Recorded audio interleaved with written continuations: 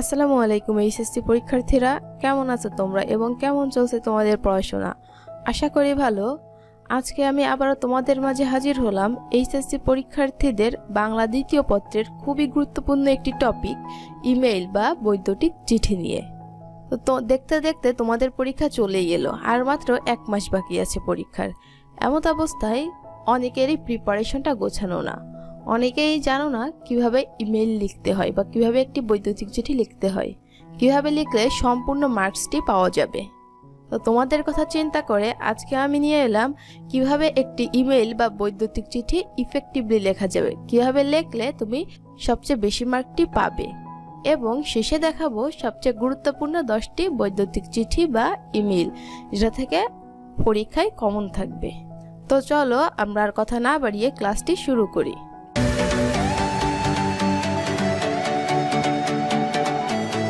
বৈদ্যুতিক চিঠি বা ইমেল, আমরা অনেকে ইমেল করে থাকি, জানি কিভাবে ইমেল করতে হয়।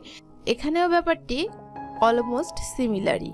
তো দেখো, এখানে আমরা আজকে যে ইমেলটি নিয়ে আলোচনা করব সেটি হলো ইন্টারনেট ব্যবহারের সুফল ও কুফল সম্পর্কে পরামর্শ জানিয়ে ছোট ভাইকে বৈদ্যুতিক চিঠি বা ইমেল।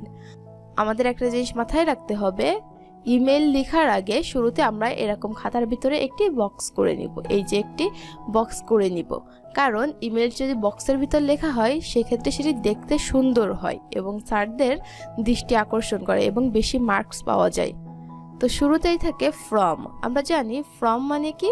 ফ্রম মানে হলো প্রেরক, যে পাঠাচ্ছে। তো এখানে একটি মেল অ্যাড্রেস দেওয়া আছে। তারপর বলা হয়েছে টু। টু মানে কি?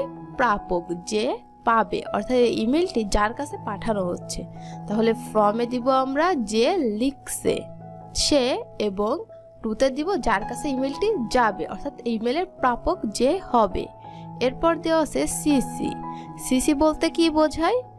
যখন কোনো একটা গ্রুপে, মনে করো তোমাদের কোনো একটি গ্রুপে অনেক সময় দেখা যায় না সকলের কাছে একই রকমের ইমেল এসেছে, অর্থাৎ অনেকজনকে যদি একই ইমেলটা পাঠাতে হয় একসঙ্গে, সেক্ষেত্রে সিসিতে এইখানে যাকে যাকে পাঠানো হবে তার মেল অ্যাড্রেসটা ইনক্লুড করে সেন্ড করতে হয়। তারপর আছে সাবজেক্ট। সাবজেক্টে এখানে আমরা লিখেছি ইন্টারনেটের সুফল ও কুফল প্রসঙ্গে। তো তোমাদের একটা জিনিস মাথায় রাখতে হবে, চিঠিতে যে সাবজেক্টটা তোমরা দিবে এটা খুবই ছোট দিতে হবে, ছোট কিন্তু ইফেক্টিভ হবে। অর্থাৎ অল্প কথার ভিতরে কিভাবে সাবজেক্টটাকে গোছানো যায়, কিভাবে মেন কথাটা তুলে ধরে সেটা বুঝে তারপর সাবজেক্টটি বসাইতে হবে। তো আমরা ফ্রম টু সিসি এবং সাবজেক্ট বুঝে নিলাম। এরপর দেখো এখানে বলা হয়েছে সিয়াম, অর্থাৎ পাঠাচ্ছে সিয়ামের কাছে, আশা করি ভালো আছো, সামনে তোমার পরীক্ষা। মায়ের কাছে শুনলাম তুমি নাকি ইন্টারনেটে অনেক বেশি সময় নিয়ে কাজ করো, তাই বলছি তুমি বড় হয়েছো, অনেক কিছু বোঝো, ভালো মন্দের বিচারও করতে পারো। এটা ঠিক যে ইন্টারনেটের মাধ্যমে অনেক জটিল সমস্যা অল্প সময়েই সমাধান করা যায়, কিন্তু এর কিছু খারাপ দিকও রয়েছে, সেগুলো এড়িয়ে চলবে। তোমার বড় ভাই রাকিব। তো আশা করি তোমরা বুঝতে পেরেছো, ইমেলে ফ্রম দেওয়া, টু দেওয়া, সিসি দেওয়া, সাবজেক্ট দেওয়া। এখন একটি প্রশ্ন থেকে যে আপু আমরা কতটুকু একটি ইমেল লিখব এবং কত পেজের ভিতর লিখতে হবে বা কিছু। তো একটা জিনিস মাথায় রাখতে হবে, ইমেল এখানে বৈদ্যুতিক চিঠি মানে সামান্য পরিমাণ লিখতে হবে। সর্বোচ্চ হলে তোমরা 5 লাইন লিখবে, 3.5 থেকে 4.5 লাইন পুরো পারফেক্ট হয়, তবে সর্বোচ্চ হলে তোমরা 5 থেকে 6 লাইন লিখবে, তার বেশি লিখবে না। এবং ইমেলটা সবসময় 1 পেজে রাখার চেষ্টা করবে। এখানে আংশিক পরিমাণ আর অন্য পেজে যে আংশিক পরিমাণ এটা করবে না। ইমেলটা সর্বদা 1 পেজে রাখার চেষ্টা করবে, এবং ইমেলের ভিতরে এই যে মেন কথাটা, এটা তোমরা অবশ্যই 5 থেকে 6 লাইন, 5 লাইনের বেশি না হওয়াটাই ভালো। তো আশা করি তোমরা এটা বুঝতে পেরেছো। তো চলো এবার আমরা দেখে নিব তোমাদের এই 2024 সালে এইচএসসি পরীক্ষার্থীদের জন্য গুরুত্বপূর্ণ সবচেয়ে যেই ইমেলগুলা বা বৈদ্যুতিক চিঠিগুলা। তো 1 নম্বরে দেওয়া আছে বিশ্ববিদ্যালয়ে ভর্তি প্রক্রিয়া সম্পর্কে জানতে চেয়ে বিশ্ববিদ্যালয়ের রেজিস্ট্রার বরাবর ইমেইল।